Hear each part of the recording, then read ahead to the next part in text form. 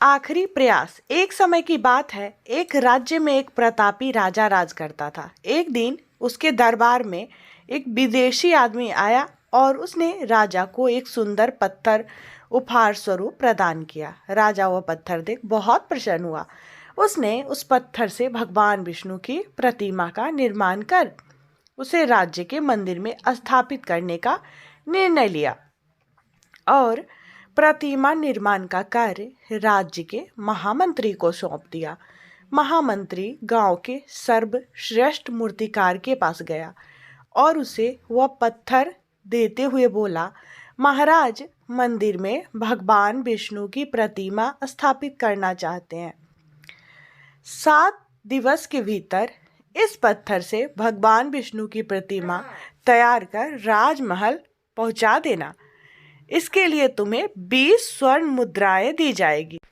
20 स्वर्ण मुद्राओं की बात सुनकर मूर्तिकार जो है वो खुश हो गया और महामंत्री के जाने के उपरांत प्रतिमा का निर्माण कार्य प्रारंभ करने के उद्देश्य से अपने औजार निकाल लिए। अपने औजारों में से उसने एक हथौड़ा लिया और पत्थर तोड़ने के लिए उस पर हथौड़े से वार करने लगा, किंतु पत्थर जस का तस रहा। मूर्तिकार ने हथौड़े से कई वार पत्थर पर किए, परंतु पत्थर नहीं टूटा। तो अब क्या टूटेगा? 50 वार करने के बाद भी पत्थर नहीं टूटा। वह पत्थर लेकर वापस महामंत्री के पास गया और उसे यह कह वापस कर आया कि इस पत्थर को तोड़ना नामुमकिन है, इसलिए इससे भगवान विष्णु की प्रतिमा नहीं बन सकती।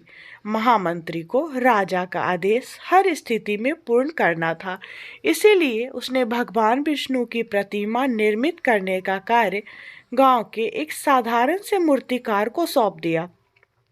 पत्थर लेकर मूर्तिकार ने महामंत्री के सामने ही उस पर हथौड़े से प्रहार किया और वह पत्थर एक बार में ही टूट गया। पत्थर टूटने के बाद मूर्तिकार प्रतिमा बनाने में जुट गया। इधर महामंत्री सोचने लगा कि काश पहले मूर्तिकार ने एक अंतिम प्रयास और किया होता तो सफल हो गया होता और 20 स्वर्ण मुद्राओं का हकदार बनता। हम 1-2 प्रयासों में असफलता मिलने पर आगे प्रयास करना छोड़ देते हैं, जबकि हो सकता है कि कुछ प्रयास और करने पर कार्य पूर्ण हो जाता या समस्या का समाधान हो जाता। यदि जीवन में सफलता प्राप्त करनी है तो बार बार असफल होने पर भी तब तक प्रयास करना नहीं छोड़ना चाहिए जब तक कि सफलता नहीं मिल जाती। क्या पता जिस प्रयास को करने के पूर्व हम हाथ खींच ले वही हमारा अंतिम प्रयास हो और उसमें हमें कामयाबी